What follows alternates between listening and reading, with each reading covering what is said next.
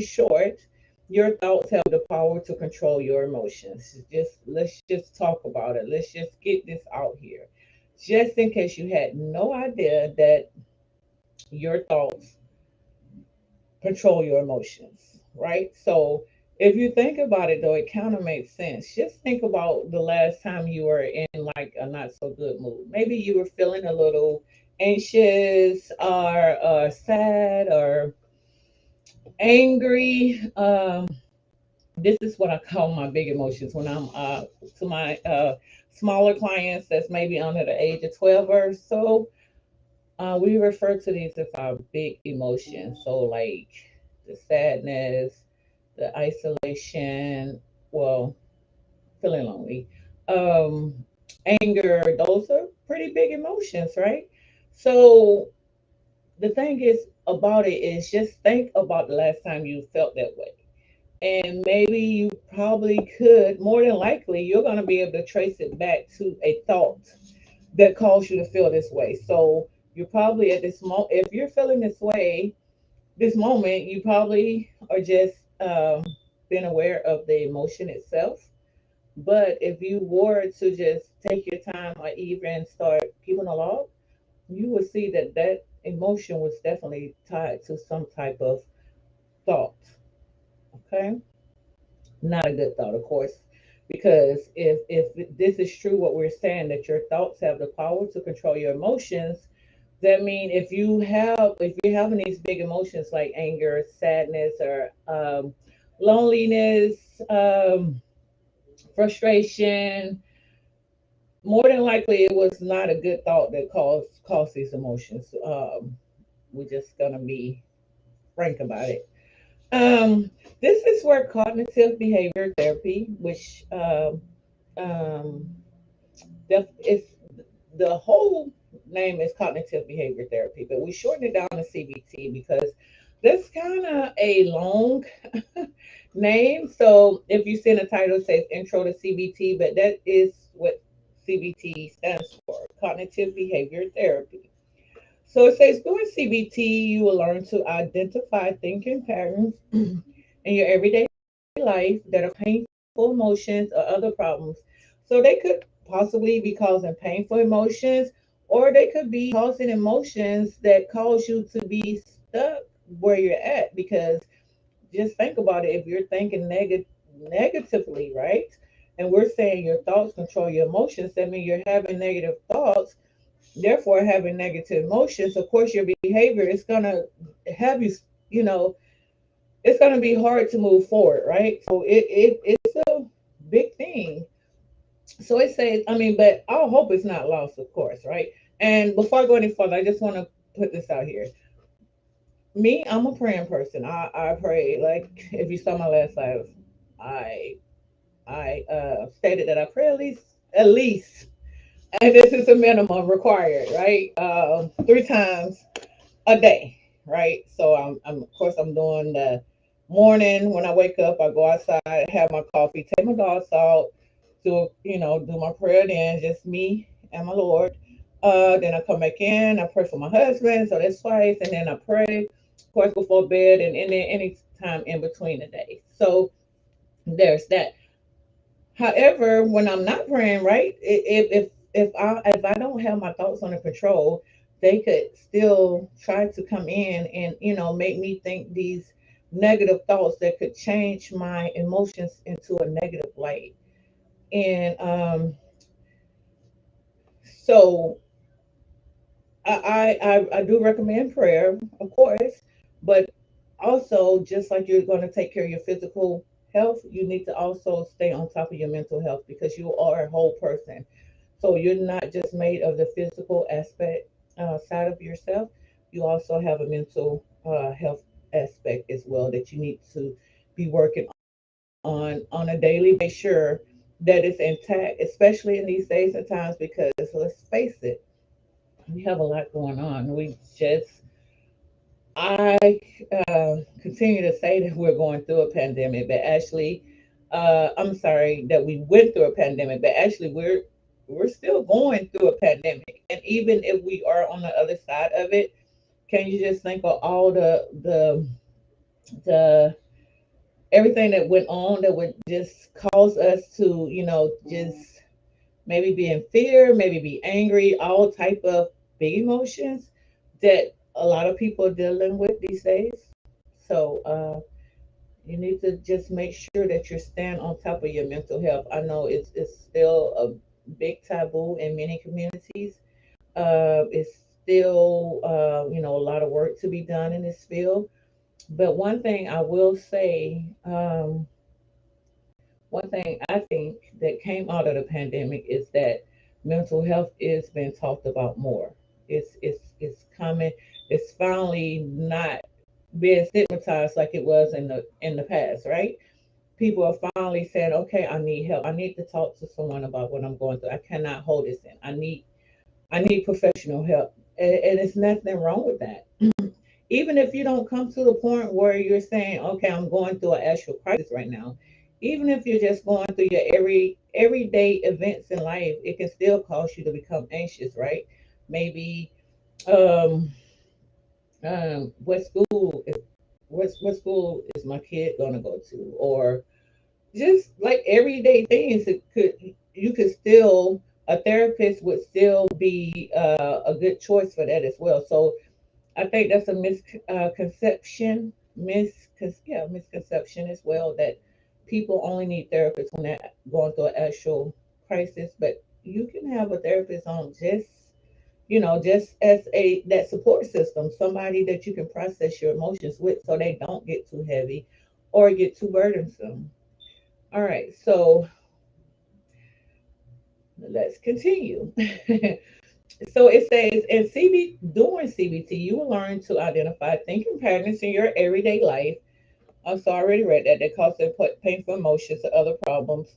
And then by developing new thoughts, you will learn to change how you feel. So I know one of the biggest things is most what comes across to most people are is, if I could change my thoughts, don't you think I would? Well, that's where the professional comes in at, because it's not like an easy thing, because like we just stated, if you could do it, you probably would have done it by now, because let's face it, who wants to feel bad, right? Who wants to feel these big emotions, as we call them? And if you're just joining, I just want to say the big emotions again. Like I'm calling them big emotions because that's what when I'm meeting with my little clients, we refer to them as big emotions, which could be frustration, loneliness, sadness, anxiety, or anxiousness, all those type of emotions that can at times feel overwhelming. So there's that. So in this article, which I said it is by, if you go back up here, it's by Woody Schultz. And this article will delve deeper into thoughts and the role they play in controlling your emotions. Okay, so we're going to start with introduction to thoughts. So it seems that how you feel, right? It's a result of the situations you face. So, for example, if something good happens, you feel happy, excited, or proud. If something bad happens, you feel angry, sad, or worried. So, for example, you have your situation. So, whatever that situation is, right, it's going to cause that emotion to happen. That's what we have been thinking. So, for example, I'm going to use me. When I graduated, that made me happy. So, but the situation was graduation. That made me happy. Let's see, when I eat my favorite foods, right? Oh, I go to my favorite restaurant. That's a situation. It makes me happy. So that's what we've been thinking all this time, like situation and then equals the emotion. For example, imagine you're driving on a highway and another vehicle cuts you off. Okay, so I can only imagine those emotions. I probably have uh, felt them a time or two in my life. So, but imagine you're driving on a highway and another vehicle cuts you off. So, as a result, of course, you're going to feel angry. It seems to make sense that you are angry because you were cut off. So, as you can see, the situation was getting cut off in traffic. Now, the emotion is going to be angry, because who is going to smile when cut off in traffic and you almost got ran off the road. So that's understandable.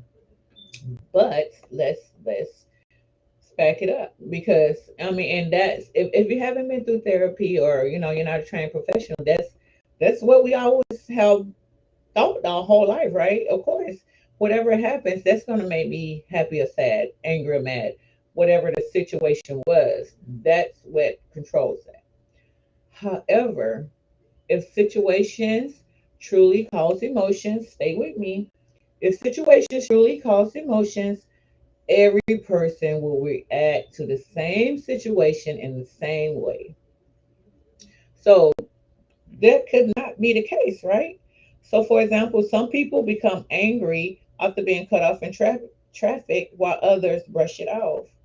And that's so true because, well, I'm not going to go into much detail, but I'll just tell you like this.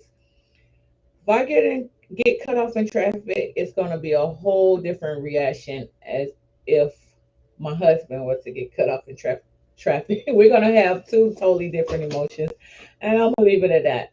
Um, so it says, why is it that two people in the same situation could have different emotions? And I'm going to tell you another situation. Like, for example, if you were, just say, if you were attending, and sorry to be so, this is going to be like an intense example, but this is what came up first. So imagine if you were at a funeral. So sometimes when you're at a funeral, sometimes you're going to hear some people, they're going to be boo-hooing and they can't stop crying, while another person, they might be calm. So, but it's the same situation, still at the funeral. Both of the people are at the funeral, but one person, like I said, may be able to remain calm while the other person is crying. So our question now to answer is, why do two people have the same in the same situation have different emotions? The answer is that situations do not actually cause emotions. So knowing that they it counts it, this is why I love CBT, because it like gives you a whole nother leash on life. Because knowing that just because you're in a situation you're forced to feel this way, knowing that that's not true, that should give you, that should make you kind of excited, because before you were thinking that the situation automatically led to the emotion. But that's not necessarily true, because if so, that means every situation, every person will have the same emotion, because that situation leads to that emotion, right? And that's how most humans think, because that's what we know. However, the answer is that, so we said that the situations do not actually cause emotions. There is a step in between. There's a step in between that often goes unnoticed. It's how you interpret or think about a situation that determines how you feel.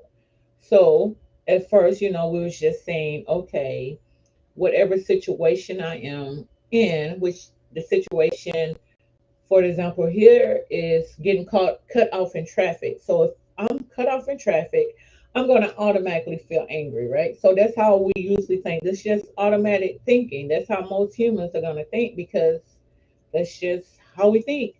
But CBT teaches us, which is cognitive behavior therapy, teaches us that no, you missed a call. I mean, you missed a step, because yes, you do have the situation where you did get cut off in traffic, right? But before you get to the emotions, you have a whole nother step, which is how you thought about it. So now it's saying that, okay, situation, let me just pull it up so you can see it with me. So now we have a whole nother, so right here we just had two steps. That's where most humans are at, that just because this situation happened, I'm forced to feel this way. Okay, but cognitive behavior teaches us that to take control of these thoughts, because it's the situation true, just like up above, you still got cut off in traffic. You still, the motion, if you look on the end, you still have the emotions, right? You still have the emotions, but in the middle is the thought. So that means you still got cut off in traffic, But what did you think about getting cut off in traffic? Did you think, oh man, this guy's a jerk? This guy's a jerk. He only cares about himself. So of course, if you're thinking that way, it's going to cause you to feel angry because now you're thinking you got caught up in traffic. This guy is a jerk who only cares about themselves, and now you're angry. But just like you thought this red thought that's in red right here, just like you thought that, guess what? You're in charge of your thoughts. So that means instead of thinking the thought that's gonna get you angry, you could have another thought. For example, look at the one uh, on the bottom. It says, instead of thinking that the jerk only cares about themselves, which is going to make you angry, you could think, I wonder if they're having an emergency. So if you think they're having an emergency, guess what? What type of emotions do you think that's going to bring? You're going to be curious and concerned, right? So this is, if you go back, it's the same situation. At the end of the day, you still got cut off in traffic. So that did not change. You still got cut off in traffic. Only thing changed is how you thought about the situation. So the first situation, of course, made you angry because it says that jerk only cares about themselves. And then the second one, it caused you to feel concerned because now you're thinking, I wonder if they have an emergency. And just keep in mind, you are able to change your thoughts. You are in full control of your thoughts. And I started teaching this CBT method to kids around the age, I say about, I will start at 5, but I say around about 7. That's when they truly start to, get it to actually picture this concept, because you have to be able to picture the concept, right? Because I'm really bringing something to you that you probably never heard of before. You probably never knew that you had the power to change your thoughts, right?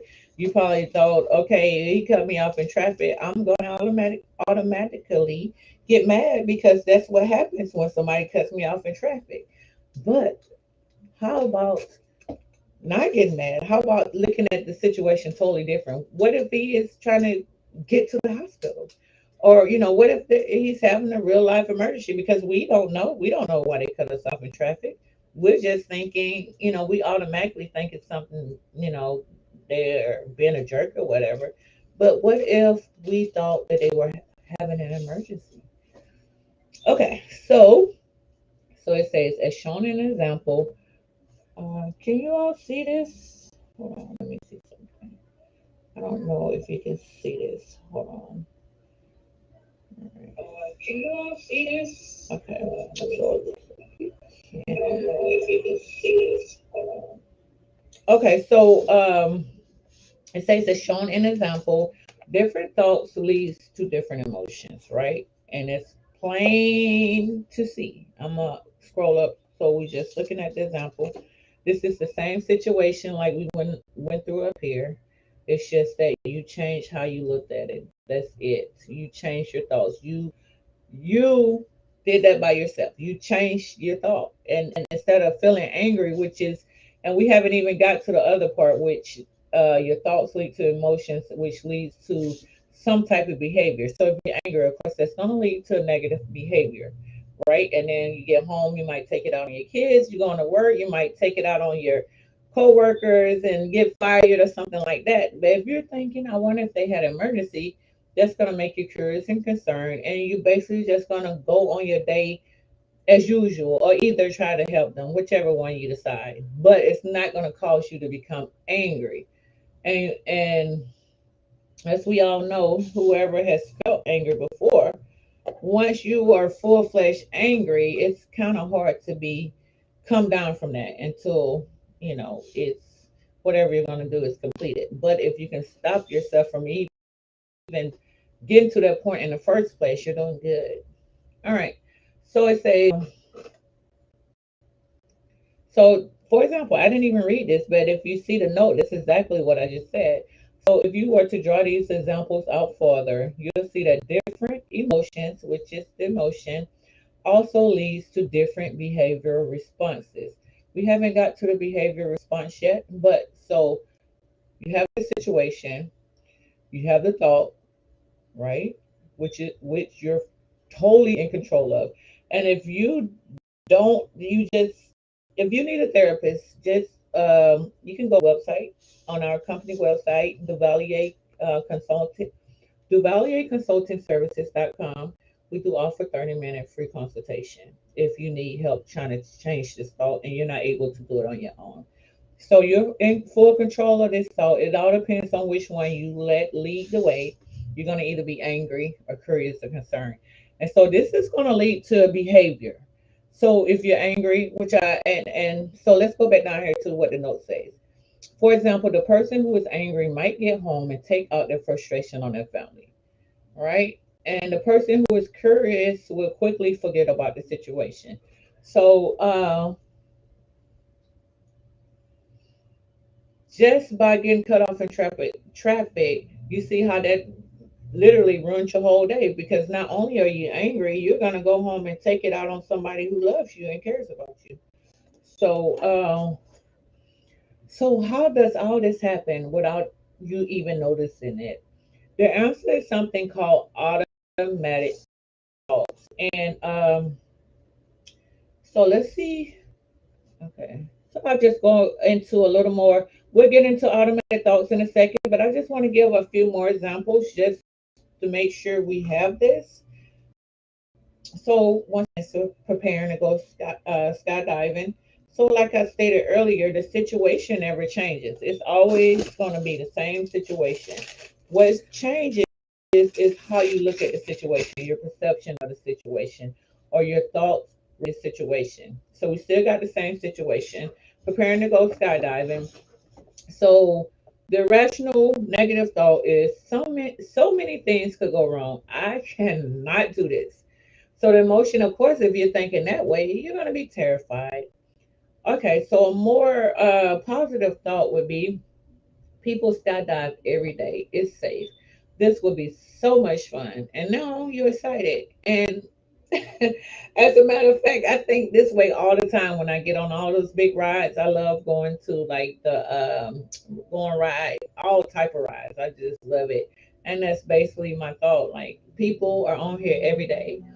This will be so much fun. And it's exciting. Okay. So the situation is text a friend and they don't respond. Okay, so the rational or we'll call it the automatic though, is something must be wrong. What if they're hurt? So of course if you're thinking this way, your emotion is gonna be worried.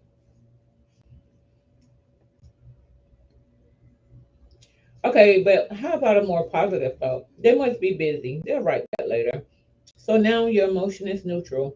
And then we're just gonna take it a step further since we did it earlier. So it says something must be wrong. What if they're hurt? That's your automatic thought. You're worried. So if you're worried, of course, now you can even worry yourself to the point to make yourself sick, right? Especially if you're not, you still haven't talked to the person. So now you're just worried sick, basically. But what if you say, oh, they must be busy right now? They'll write back later. I'm not going to worry about it. So now you're just neutral. You're not really, you're definitely not worried anymore. You're not really happy. You're not really sad. You're just same as you were before you realized that they did not text back. Okay. So let's go into some of these automatic thoughts. Okay, so it says much of the time thoughts are overlooked because they happen outside of your awareness. So most of them are automatic negative thoughts that's going on, and it's probably so familiar now you probably don't even realize it. So it says most of the times they are overlooked because it happens out of your awareness, so unconsciously. When you have the same thoughts over and over, your brain begins to tune them out. So if you're thinking negative all the time, by now your brain probably has tuned out the thoughts. So you probably don't you're probably not even aware that you're thinking this way. So these are called automatic thoughts. Automatic thoughts are like a sound you can hear but don't actually notice, such as the hum of a refrigerator. To see automatic thoughts in action, give me 1 second.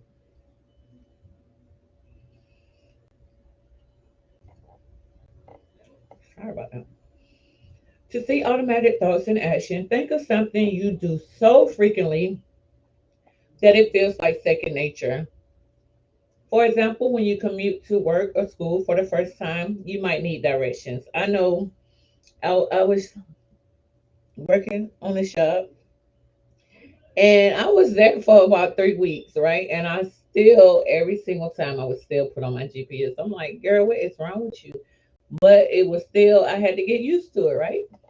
So it says basically when you go to work or school for the first time, you might need directions.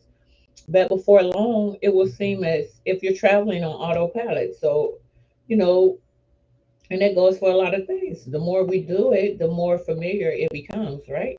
So you don't need to look up the directions or think about each turn. You just do it. It's automatic now, right?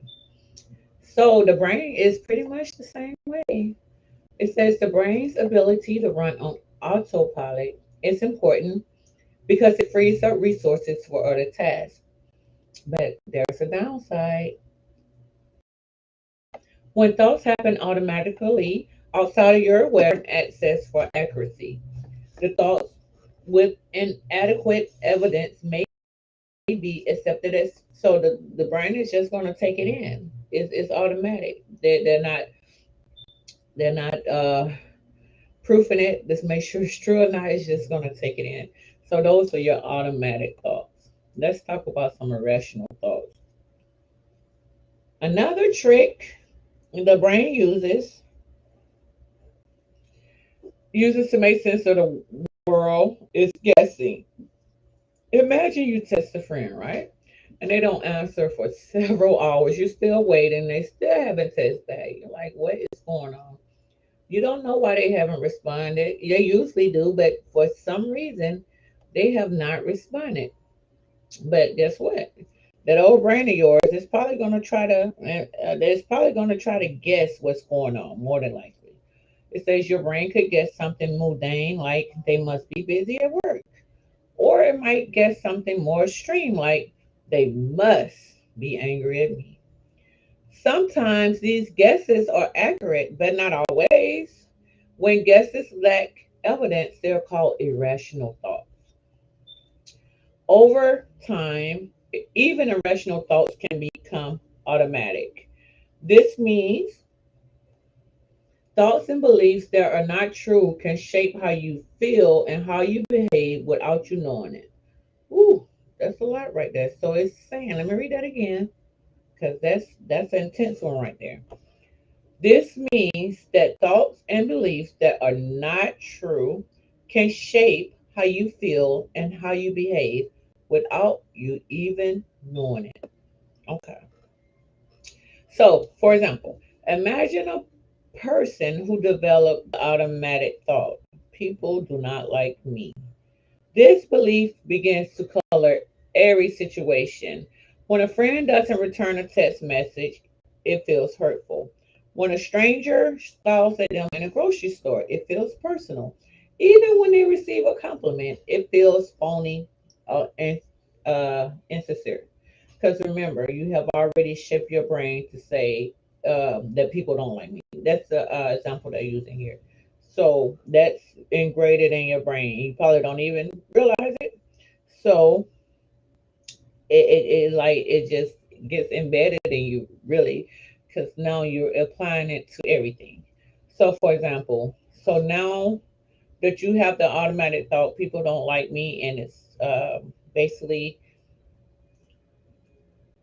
it's basically like an unconscious thought. Like you don't even know what's going on. You don't even know like you even took on this thought. So it's like, but it's there. So it does. It what's the word I'm trying to use? It plays a part in how you look at life. So, for example, the first one is situation. Friend doesn't respond to my text message. So the thought is going to be, um, people don't like me. My friend must be avoiding me. So, of course, you're going to be hurt. In that situation, A stranger looks at me in a grocery store with a scowl. Thought, people don't like me. This just proves it. You see, all the thoughts are the same. People don't like me. So, of course, you're going to feel upset. Situation. It was a positive situation. Receive a compliment. Thought, people don't like me. They're probably just being sarcastic. And now you're irritated, even though you did receive a compliment. But your main thought that you took on a long time ago is people don't like me. So it's going to thought a long time ago. Let me go back just in case you need to revisit. Says, imagine a person who develops the automatic thought, people don't like me. This belief begins to color every situation. When a friend doesn't return a text message, it feels hurtful. So I'm not going to go back into all this. It's just basically this diaphragm right here. So, okay. Of course, these interpretations of each situation aren't accurate. There's irrational thoughts that are happening automatically outside of awareness. So these thoughts we're not even aware that they're happening. It's unconscious. I mean, we probably gonna feel the emotions that's surrounding them. And I'm gonna get to, hopefully in this live I might, but I'm gonna get to how you can start becoming aware of those automatic negative thoughts. Uh, I don't know if they talk about it here. They don't talk about it particular article. I will do a live talking about how you can start becoming more aware of those negative thoughts. I teach that to my clients all the time, and it is definitely a lifesaver. Well, I wouldn't say a lifesaver, but it definitely changes lives. Okay, so all right. So one goal of CBT is to identify. Excuse me, y'all. I've been working all day. I'm hungry. Just about the food. One goal of CBT is to identify and challenge irrational thoughts. After challenging an irrational thought, you will learn to replace it with a new rational thought. So basically, it's just what you said. People don't like me. No, that's a huge thing to say that. Like, you mean to tell me no one likes you? I mean, that's like irrational, right? I mean, it might be a couple of people that just don't like you, but it's gonna be somebody in this world that likes you. But the automatic negative thought that people don't like me is gonna have you feeling all type of negative emotions. So the goal of CBT is to identify this negative thought, which is people don't like me, right? Is to identify first that you do think this way. This is the most important part because we have to call it out. We have to identify what it is. So identifying that you do feel this way, and then so that's the first part, and then the second part is to challenge it. Um, so not so much you won't change it at first because you've been thinking this way for who knows how long. So it's not going to be easy to just change it overnight, but you're going to challenge it. So, for example, when it says people don't like me, you're no longer just going to be able to say that. You're going to have to challenge that thought because when you think more about it, you have to admit that it is kind of irrational, right? So we're going to challenge this irrational thought. And after challenging an irrational thought, you will learn to replace it with a new rational thought. And doing this will improve how you feel and how you act. For example, so this is the automatic negative thought right here. People just don't like me. And as you can see, this probably no telling how long this thought has been going on because it says over time, even irrational thoughts can become automatic. This means thoughts and beliefs that are not true can shape how you feel and how you behave without you knowing. So this is your irrational thought. So you want to challenge this thought because when you think about it, if you just sat down and thought about it, somebody has to like you. So, but we want to change this to I am likable. I am a likable person. So for the first one, it says, friend doesn't respond to my text message. You say people don't like me. That's a thought you picked up over the years. So it says, my friend must be avoiding me. Now I'm hurt. So let's look at it when we change it. Friend doesn't respond to my text message. The same situation, like I stated earlier. We're just going to change this irrational thought up here to a more rational thought. So now the new rational thought is, I am likable. My friend must be busy. And now instead of feeling hurt, right? Because you were feeling hurt up here. Now it's just neutral. You're not, it's just neutral. You're still feeling the same way before you ever had this irrational thought. Okay, so that's that one. Let's go the same situation. A stranger looks at me in the grocery store with a scowl. So first was people don't like me. We changed that rational to a rational thought of, I am likable. So now we're saying, well, maybe they're just having a bad day. It happens. Instead of getting on their level and getting upset like them. So we're going to think maybe they're having a bad day because you're no longer thinking that people don't like you. You're thinking, I'm likable. So it's no way they scold at me because they don't like me because I'm likable. So now we can look at it like for what it is, that maybe they're just having a bad day and your emotions still stay neutral. So up here you're upset, but now it's still neutral. Hold on 1 second. Let me let my dog in. Hold on 1 second. Come on, hurry.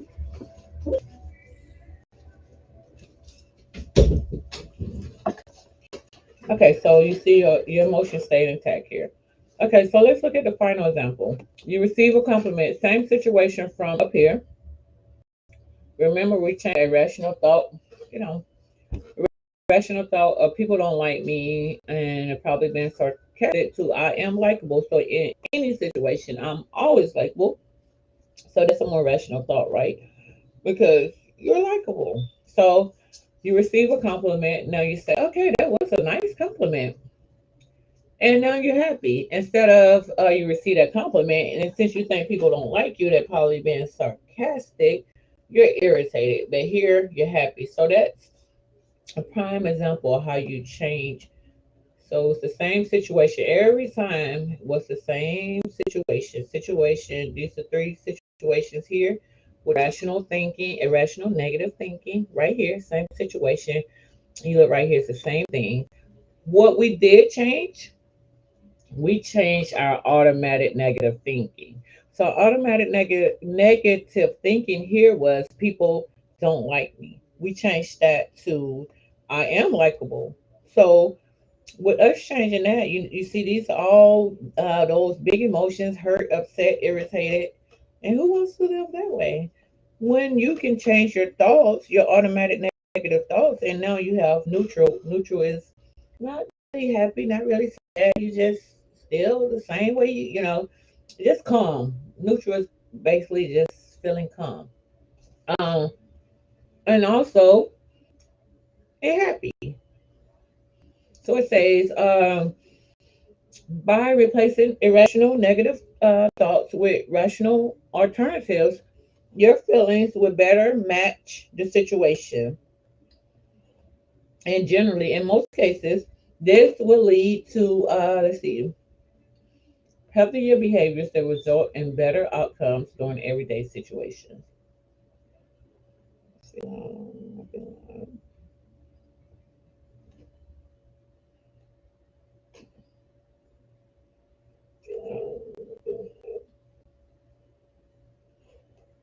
Okay, let me see.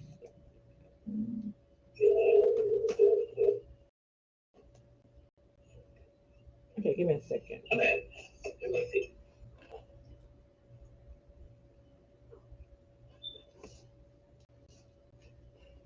Okay, so let me go back. So it says to learn more about CBT. Let's see what this video is about. I don't even know if I'm gonna be able to play it. Okay, here we go. Let's see how long this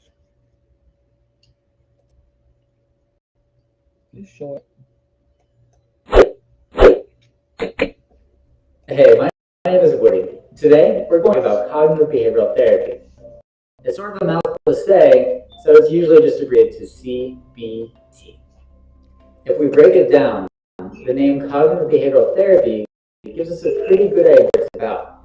CBT is a type of psychotherapy that deals with our thoughts, that's the cognitive part of the name, and our behaviors, which is the behavioral part of the name. CBT is thoroughly researched and found to be an effective treatment for all sorts of disorders. Some of these are depression, anxiety, trauma, phobias, addictions, eating disorders, and I can keep going on and on. But you get the point. In some cases, the treatment can be effective in as few as 8 sessions, and the effects are long lasting. Alright, let's talk about the theory underpinning all of this. CT is based on the idea that our thoughts affect our feelings and our behaviors. Something happens to us, we use thought to interpret the event, which, by the way, can happen so fast that we don't always notice it's happening. And then finally, we react to our thoughts with the emotions and behaviors. Here's a quick example. You call your friend and they don't answer. Now, two different people could have two different thoughts about the same situation. Person A might think, my friend must be busy, while person B could think, my friend doesn't like me. Person A is going to feel fine and will probably just send a text or something. Person B is going to feel sad and they might dwell on what they could have done to upset their friend. This is called an irrational belief. The irrational belief happened when person B thought that their friend didn't like them without actually having evidence of that. All they know is that their friend didn't answer the phone, and they added more to it in their thoughts. During CBT, a therapist will try to help their client identify their own irrational beliefs. This can be more challenging than it sounds. Remember what I said earlier, these thoughts can happen so quickly that we don't even notice them. When this happens, they're called automatic thoughts, because they happen automatically outside of our awareness. Next, the therapist will help the client to challenge their irrational beliefs. This doesn't mean trying to make all their thoughts be positive and happy. It means making them less negative and a bit less irrational. Usually when a client is able to do this, they start to feel a bit better. CBT therapists also try to help by directly addressing behaviors. Someone who's anxious or depressed usually has some behaviors that are actually contributing to their problems. For example, someone with social anxiety might avoid going out with friends, which will, in the long run, lead to them having fewer friends. Things like this can often lead to thoughts such as, I don't have any friends, it must be because I'm so awkward, which will then, in turn, worsen their social anxiety because of their fear that they're awkward. A therapist will help by trying to change these behaviors that contribute to the negative thoughts and feelings. One final big question. Why do some people have these irrational negative thoughts while others don't? Why did person A think that their friend was busy while person B thought that their friend must be upset with them? One explanation is that everyone has different core beliefs. These are the beliefs that we hold at the core of who we are that shape how we see the world. Imagine our beliefs as a lens. Everyone has a slightly different shape. Person A's lens says, people are kind and I am a good person. Person B's says, I am unlovable and I am worthless. When person A and B go out into the world, they experience everything through the lens of their core beliefs. Oftentimes, these beliefs can be negative and self-defeating. CBT can be used to get at these core beliefs and change the ones that aren't beneficial. In summary, CBT is a type of psychotherapy that addresses how a person thinks and what they do in an attempt to change how they feel and how they function in life. CBT has been found to be very effective in the treatment for all sorts of disorders. Thanks for watching. I hope you're leaving with a better understanding of cognitive behavioral therapy. If you like this video, visit our channel and subscribe to see more videos like it. Our website, therapistaid.com, also has all sorts of tools like treatment guides, worksheets, things like that to help with mental health counseling. Again, thanks for watching. All right. Am I back? I'm back. So I just I'm gonna show one more video and then we're gonna get out of here. All right. If I can show it from right here, I'm not sure.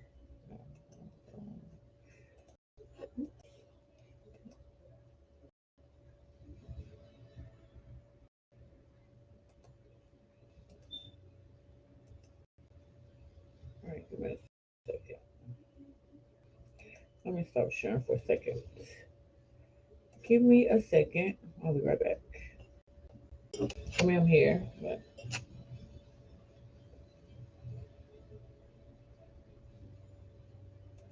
I just want to stop a bit.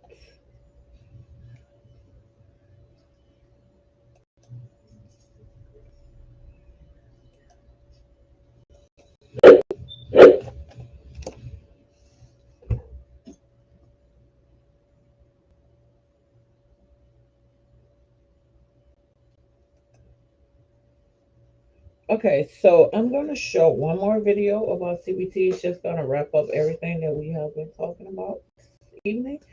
I know a lot of you all probably have not caught the live yet because I didn't share it. I'm just assuming, if you're looking for all things mental health and you want to talk about it in a respectful, honest manner, you're always welcome here. But at this time, I do want to show one more video about CBT just to bring home everything that I have been talking about earlier. So, all right. So let me. Hopefully, this won't give me too hard of a time. Okay. Um,